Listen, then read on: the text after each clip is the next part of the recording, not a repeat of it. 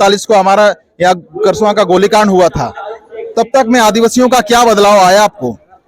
भाग्य है हम जिसको जनप्रतिनिधि बना रहे हैं वह किसका विकास कर रहा है और विकास का परिभाषा क्या है, जनप्रतिनिधि को पूछना चाहिए। पब्लिक एक्शन न्यूज जनता की आवाज में आप सभी को स्वागत है। अभी हम लोग करसों के शहीद स्थल में हैं और यहाँ पे हम लोग बात करेंगे सामाजिक कार्यकर्ता कृष्णा हंसदा जी से। हम लोग देखते हैं कि यहाँ पे अभी झारखंड का अलग होने के 23 साल दरमियान हो चुका है और 1 जनवरी 1948 को हमारा यहाँ करसों का गोलीकांड हुआ था, तब तक में आदिवासियों का क्या बदलाव आया आपको? देखिए 1948 से अभी तक में जो 76 साल हो गए स्वतंत्र हुए और झारखंड हुए 23 साल गुजर गए। इतने साल के दरमियान ये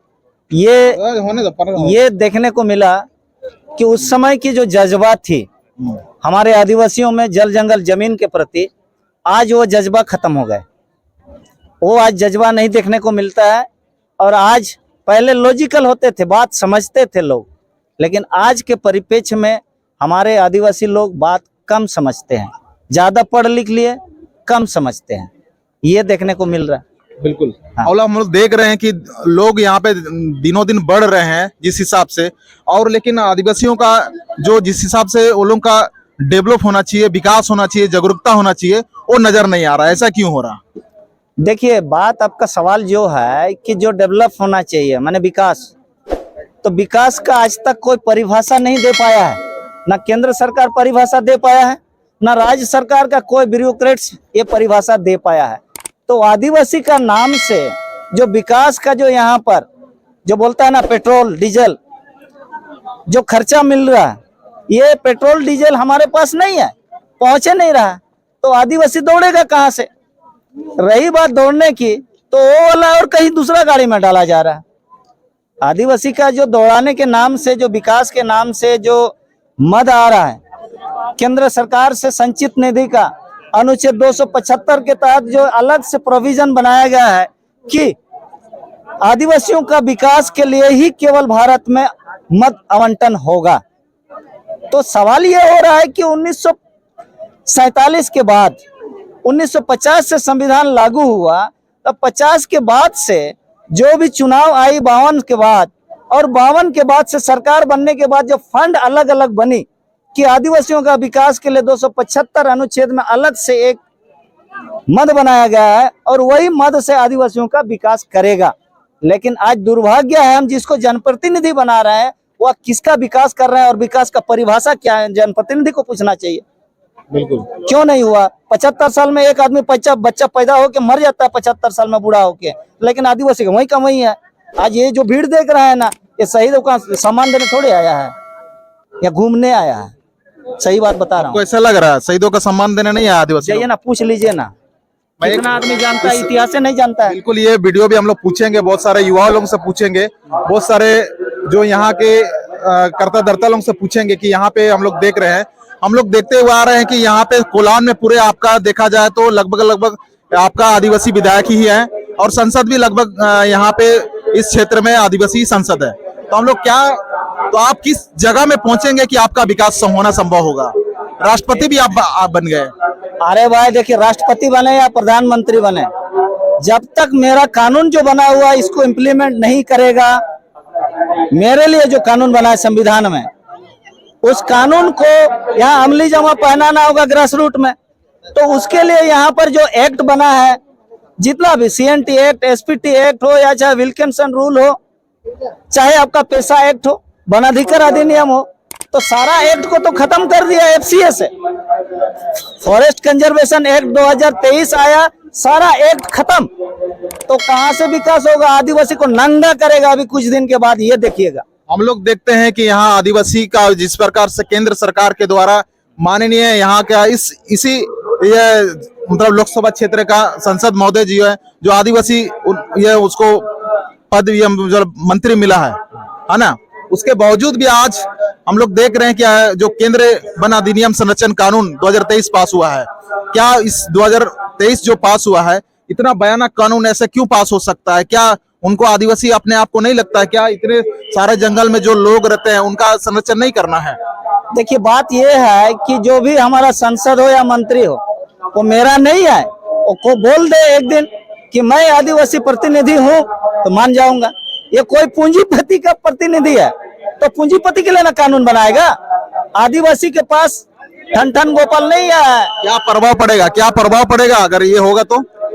आप प्रभाव ये पड़ेगा कि आदिवासी को आप घर से भी बेदखल करेगा। जहां कंपनी को इच्छा होगा, पसंद होगा जमीन, उस जमीन को देना पड़ेगा। ये कानून है। ये 2023 से ये कानून है। सीएनटी एसपीटी नहीं चलेगा। पैसा एक्ट खत्म। विल्किंसन रूल भी निष्क्रिय हो जाएगा। तो मैं पूछना चाहूंगा, जिस हिसाब से आप लोग दावा करते हैं, चलो विधायक संसद हो गया, वो लोग सरकार का नौकर हो गए हैं, ठीक है। दूसरी बात है कि आपका जो मांझी परगना है, आपका जो मुंडा मन की व्यवस्था है, आपका जो बहुत सारे गांव का जो आप लोगों का व्यवस्था है, वो कहाँ गया? वो क्या उसको दिखाई नहीं दे रहा? किसी मुंडा मानकी को या किसी मांझी परगना को समझ में नहीं आ रहा कि 2023 का जो वन संरक्षण अधिनियम है इतना खतरनाक है? देखिए, बोलता है ना कि अंधा को आईना दिखाना कोई मतलब नहीं हुआ। तो हमारे लोग जो क्या चीज से अंधा हुआ मालूम है? अब बीजेपी का भी मलाई खा रहा, जेएमएम का भी मलाई खा रहा और कॉर्पोरेट का भी मलाई खा रहा। तो बात आप आवाज विरोध कैसे करेगा? बात ये हो रहा। अब विरोध कहाँ से करेगा? अब वो मलाई खाते फुर्सत होगा तब ना। हमारे समाज के अगुआ लोग सब खाना और सब बिके हुए हैं। आपको बता रहा, सब बिके हुए हैं, इसीलिए नहीं बोल रहा। फॉरेस्ट कंजर्वेशन एक्ट समझ में नहीं आया। यूसीसी में हम लोग लड़ रहा है, है ना, यूनिफॉर्म सिविल कोड का। अरे यूनिफॉर्म सिविल कोड का प्लान बी था एफसीए को लागू कर दिया, एफसीए को पास कर दिया और यूसीसी के चक्कर में रह गए। तो ये है, बोलता है ना कि चालाक लोगों की चलबाजी। तो पूंजीपति लोग चाहता है कि यहाँ ऐसे कानून पारित किया जाए ताकि आदिवासी का ग्राम सभा, स्वशासन, 5वीं अनुसूची, पैसा act, Wilkinson rule, CNT act, सारा चीज खत्म हो जाए।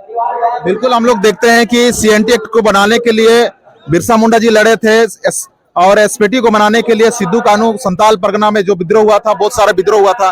फिर भी हम लोग देखते आ रहे हैं कि ये सारे चीज ये होते जा रहा है। फिर भी आज जो ये करसवा गोलीकांड 1948 को हुआ था 1 जनवरी, आज भी आपका केंद्र सरकार के इतिहास या झारखंड सरकार के इतिहास में नहीं मिलता है। ऐसा क्यों? इसलिए नहीं मिलता है कि क्योंकि हमारे लोग आज तक केंद्र सरकार पे दबाव नहीं बना पाए कि इसका सीबीआई जांच होना चाहिए। कौन है दोषीदार इसका? क्यों गोली चलवाया भाई, क्यों गोली चलवाया? आदिवासी जब आवाज उठा रहे थे, आंदोलन कर रहे थे, अपनी जल जंगल जमीन बचाने के लिए, अपने राष्ट्र, चाहे अलग देश का हो चाहे अलग राज्य के लिए हो, अपने सम्मान के लिए कर रहा था। लेकिन कोई भी केंद्र का प्रतिनिधि हो चाहे राज्य के प्रतिनिधि हो, आज तक किसी ने मांग नहीं रखा कि आदिवासियों का हत्यारा को पर्दाफाश किया जाए और इस पर जांच करके उचित कार्रवाई किया जाए। ये होना चाहिए था। बिल्कुल, ये आज जो हम लोग देख रहे हैं, इतना बड़ा लोग आ रहे हैं, इसमें लाखों का जनसैलाब है और इसका हम लोग इतिहास हम लोग को कोई किताबों में नहीं मिलता है, झारखंड सरकार के में भी नहीं मिलता है और भारत सरकार, ये देखा जाए तो जलियांवाला बाग से कई गुना बड़ा है। फिर भी ये आपका इतिहास में अभी तक दर्ज क्यों नहीं हो पा रहा? इसके एवज में आप अपने जो वर्तमान विधायक हैं और वर्तमान सांसद है आदिवासी के, उनको आप क्या मैसेज देना चाहेंगे? मैं तो यही कहना चाहूंगा तमाम विधायक और संसद, चाहे हमारे मुख्यमंत्री हो चाहे हमारे केंद्रीय कल्याण मंत्री हो, सारे लोगों को मैं यही संदेश देना चाहूंगा कि आप आदिवासी का प्रतिनिधि है, बाद में आप पार्टी का प्रतिनिधि हो, इसीलिए आप आदिवासी का विकास और उसका संरक्षण के लिए आप आदिवासियों का इतिहास को ना मिटाएं, उसका इतिहास को बचाइए, बताने का काम कीजिए, स्कूल कॉलेजों में पाठन में शामिल कराइए। मैं यही उनको संदेश देना चाहूंगा। अन्यथा बोलता है ना, जिनका इतिहास नहीं होता है उनका भविष्य नहीं होगा। तो इसीलिए आदिवासी का इतिहास को खत्म किया जा रहा है ताकि इनका भविष्य खत्म किया जा सके। बोलता है ना कि जिनको खत्म करना है तो उनको मारने का आवश्यकता नहीं है, उनका इतिहास को खत्म कर दो, बिन पानी मछली की तरह तड़प के मर जाएगा। बिल्कुल, और हम लोग देख रहे हैं कि जितने भी युवा आ रहे हैं इस श्रद्धांजलि देने के लिए, उन लोगों को नॉलेज नहीं है इस चीज का कि करसों में क्यों श्रद्धांजलि किया जाता है, क्यों इसमें हम लोग आए हैं। कोई बोलता है कि हम पिकनिक आए हैं, कोई बोलता है हम फोटो खिंचाने आए हैं। हम लोग बहुत सारे युवा लोगों से बात करेंगे तो मिलता है, पिछले वीडियो में आप लोगों को मिलेगा और इस बार का भी हम लोग वीडियो बनाएंगे। जो नया नया युवा आ रहे हैं वो सारे लोगों का युवा वीडियो भी बनेगा, काहे कि ये जागरूकता के लिए हो रहा, लेकिन ये क्या चीज है, ऐसे क्या हो रहा है। कि अभी तमाम जो सामाजिक संगठन हो, चाहे हमारे जितने भी लोग आए, वो लोगों को एक आपका एक मैसेज दे दीजिए ताकि ये 2024 का जो ये है आदिवासी थोड़ा सा कम से कम बदलाव ला सके। जी, मैं तमाम अभी आज जो श्रद्धांजलि सभा में जितने भी आदिवासी युवा युवतियां आई है, मैं तमाम युवा युवतियों को, क्योंकि ये देश के आने वाले पीढ़ी का ये भविष्य है, मैं इनको यही संदेश देना चाहूंगा कि आप लोग जागो, इतिहास को समझो, उसका महत्व समझो और उस पर चलना शुरू करो। अन्यथा आप व्यवस्था से भी कट जाओगे, इतिहास से भी छूट जाओगे और आप कहीं का नहीं रहोगे। आने वाला समय बहुत खतरा आ रहा है और बहुत ही नाजुक है, और इस नाजुक की परिस्थिति को नहीं समझेंगे तो आदिवासी आने वाले पीढ़ी को ये होगा कि बड़े बड़े शहरों में प्लेट धोएंगे।